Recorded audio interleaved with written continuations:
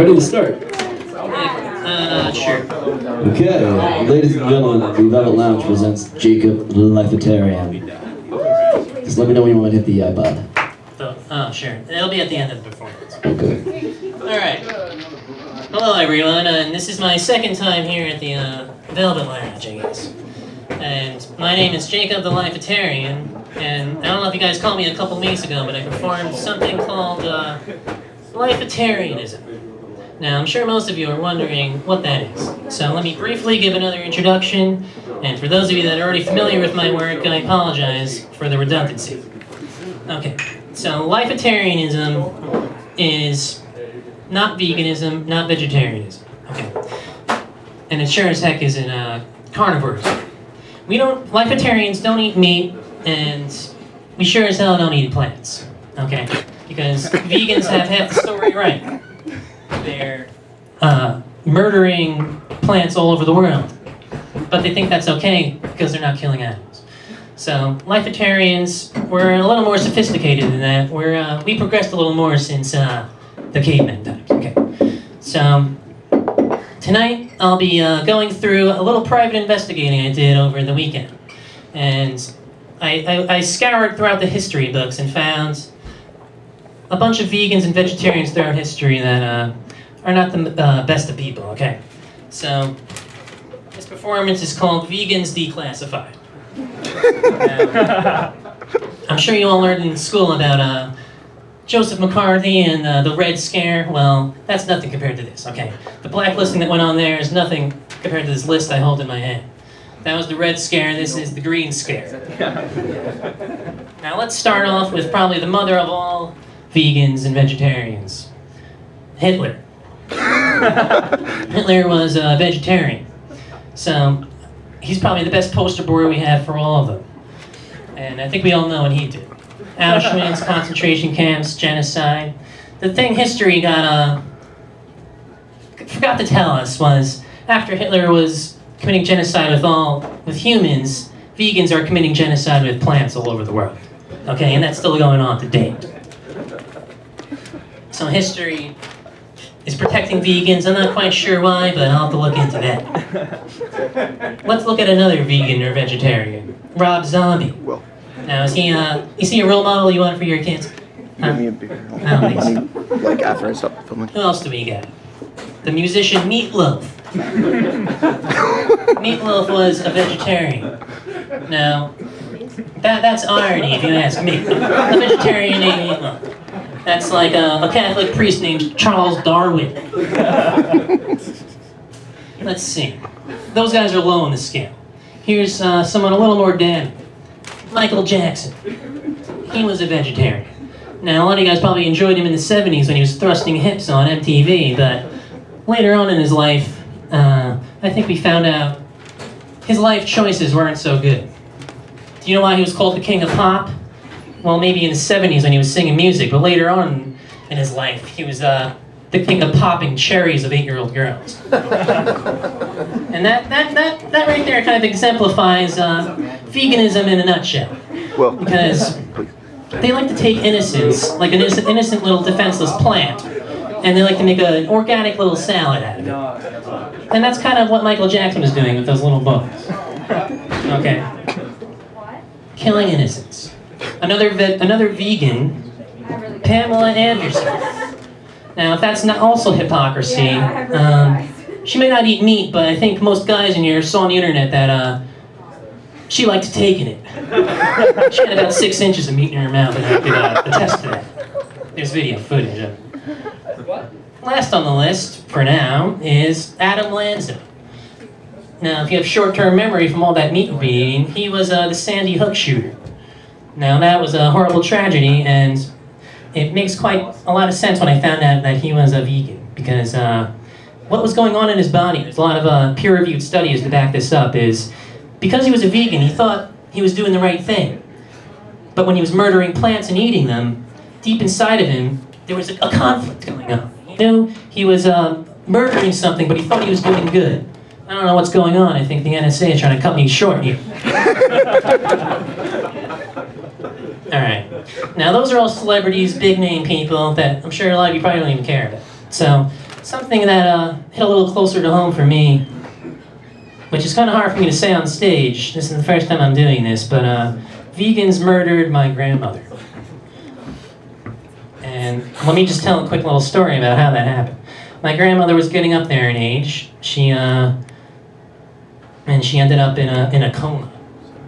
Okay, so she was on life support, and she couldn't communicate, she couldn't talk, she couldn't see or anything. She was on the life support machine. The doctors declared her a full-fledged vegetable. So when the vegans heard that, they pulled the plug immediately.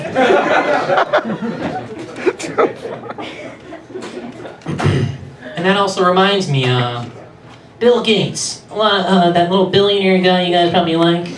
He, during probably one of his TED Talks, he made the case saying that if we euthanize Granny, we could save 10 teachers a job. So that's the kind of sick twistedness that, in vegans that we come to expect. Because if Bill Gates really cared about money, he could share some of his fortune with probably every homeless man from here to Timbuktu. Okay? So I don't think he really cares about teachers so much. He just gets a thrill out of killing Granny. He's probably a vegan too, who knows? He's trendy enough. So the last person, this really hits home. Because if anything exemplifies innocence, it's this person who vegans murdered next.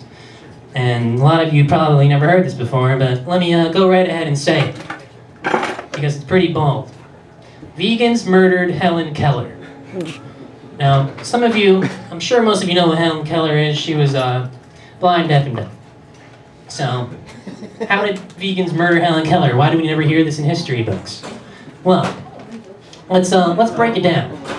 How do vegans go about justifying eating plants, opposed to not eating animals? Vegans don't eat animals because animals can communicate. They can communicate through words. They could see, and they could hear. So much like a human, I suppose.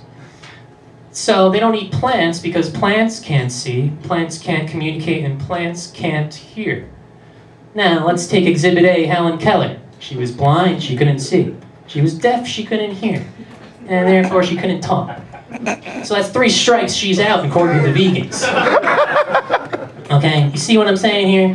Vegans would murder Helen Keller in a heartbeat. To us, Helen Keller was a historical figure. To vegans, she was a historical appetizer. Drizzle some balsamic vinegar on her and she's a 5 o'clock brunch, or lunch, whatever.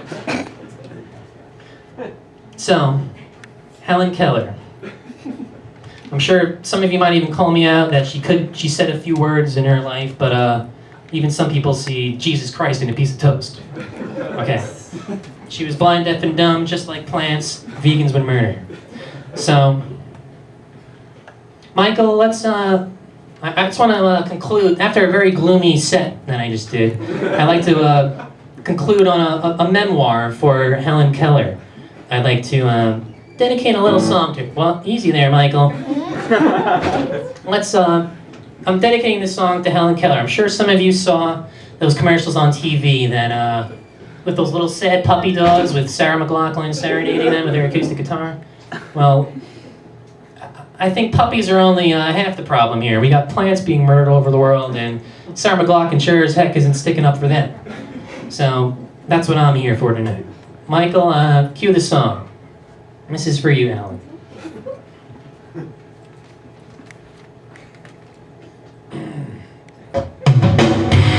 I don't know what's going on. That's not the song. It's under artist Jacob the Lifetarian. Sorry for all this dead air. I think I'm trying to be sabotaged.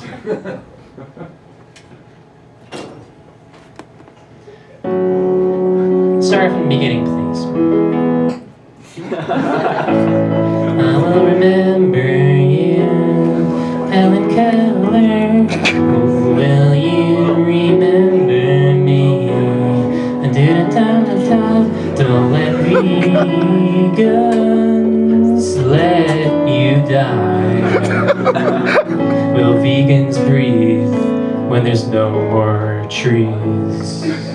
That's right, vegans will let all of us die. Because I'm up here tonight trying to let everyone know that life can also grow out of the ground and not just out of a vagina like the vegans think. Plants are life too, and we have to stick up for them. So let's all think twice about what we have for dinner next week, okay? Vegans murdered you. Do-da-da-ba. Will the vegans murder me? Helen Keller. Don't let vegans let you die. Will vegans breathe when there's no trees? Helen, this song is for you. I know you can't see this or hear this, but I'm here to give a voice to the voiceless, okay? Let's not have another Hitler, or another Meatloaf, another Michael Jackson, or another Pam Anderson. Enough of these hypocritical vegans murdering plants all over the world, okay? So, Helen, this is for you. Vegans murdered you. Helen Keller. Will vegans murder me?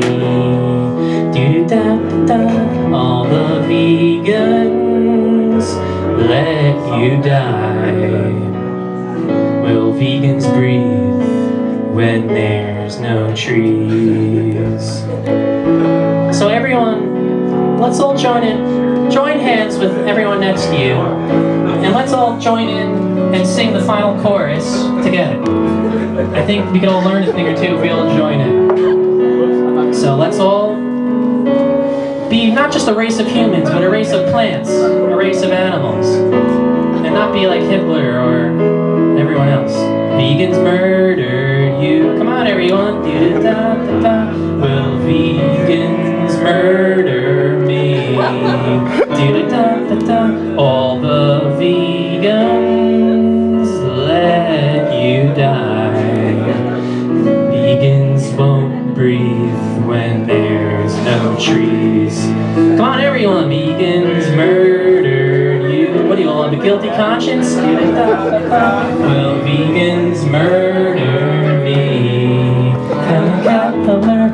All the vegans let you die. Will vegans breathe when there's no more trees? Will vegans breathe when there's no trees? Alright, thank you everyone. My name is Jacob the Lifetarian. I hope you all learned something. I hope you'll pour your beers out, because that's made of pops, which are plants. And I hope you'll return any order to the kitchen that you ordered. You can find more about Lifetarianism on YouTube if you search Moranis Funhouse or Jacob the Lifetarian. Alright, bye everybody. Let's hear it for Jacob, everyone.